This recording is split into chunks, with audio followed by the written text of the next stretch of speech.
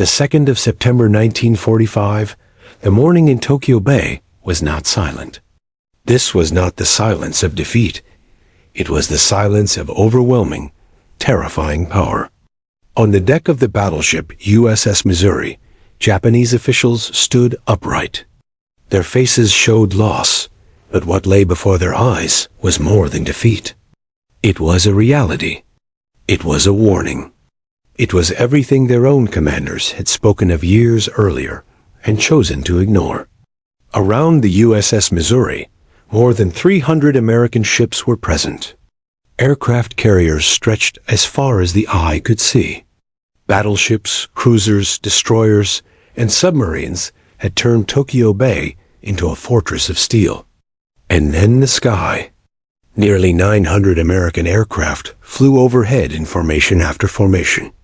The sky darkened, as if America itself was casting the shadow of its power over Japan. This was not merely a military victory. It was living proof of industrial domination. At that moment, Admiral Isuroku Yamamoto was no longer alive. He had been killed 2 years earlier by American fighters over the Solomon Islands. But if he had been alive, he would have said only this: "I warned you."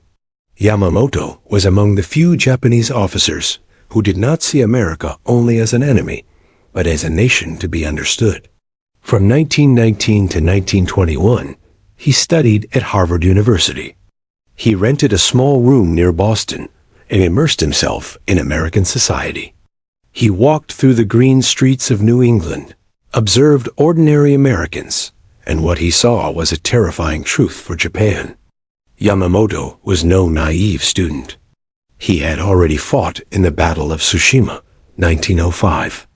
2 fingers of his left hand were severed there. His body bore the scars of war. But America wounded his thinking. America did not show Yamamoto only guns and ships.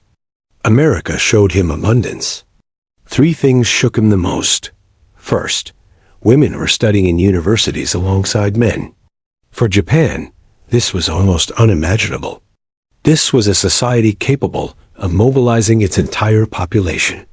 Second, sugar, food, consumer goods. Everything was plentiful. No rationing. What was luxury in Japan was routine in America. In Detroit, Yamamoto saw the assembly lines of Ford and General Motors.